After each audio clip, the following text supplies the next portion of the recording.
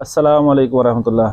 जी नाजरीन, आज का हमारा जो नुस्खा है वो मुंह से जो बदबू आती है, कुछ लोगों के मैदे ख़राब होने की वजह से भी आती है, और अक्सर जो है दांतों की सफाई ना होने की वजह से, या ज़्यादातर जो है फास्ट फूड खाने की वजह से जो है मैदा ख़राब हो जाता है और मुंह से बदबू आना शुरू हो जाती है।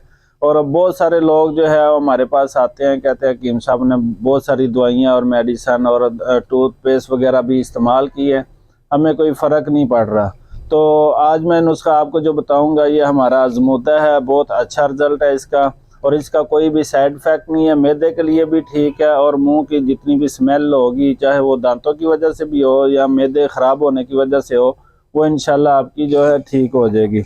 ये देखें, सिर्फ 4 चीज़ें आपने ले लेनी है, ठीक है। ये कुज़ा मिस्री है, आम किसी भी पंसार स्टोर से मिल जाती है।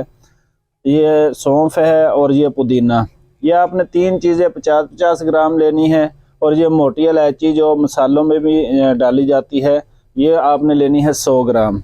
अगर इतना नहीं बनाना चाहते, इसको आप 25-25 ग्राम कर लें और इसको 50 ग्राम कर लें, ठीक है। ये जितनी आपने लेनी है ये उससे आपने डबल डालनी है। तो ये सारी चीज़ों का आप सफ़ूफ बना लें, और सुबह शाम जो है आप इसको आधा आधा चम्मच नीम गर्म पानी के साथ इस्तेमाल करें। इंशाल्लाह इससे आपके मुंह की जो बदबू है वो ख़त्म हो जाएगी, और मैदा जो है आपका बिल्कुल सेट हो जाएगा।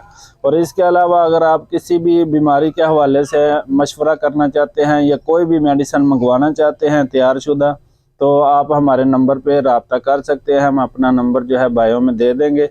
आप हमारे साथ रब्ता करके कोई भी मशवरा या कोई भी मेडिसिन मंगवाना चाहते हैं तो आप मंगवा सकते हैं। अस्सलाम वालेकुम रहमतुल्लाह।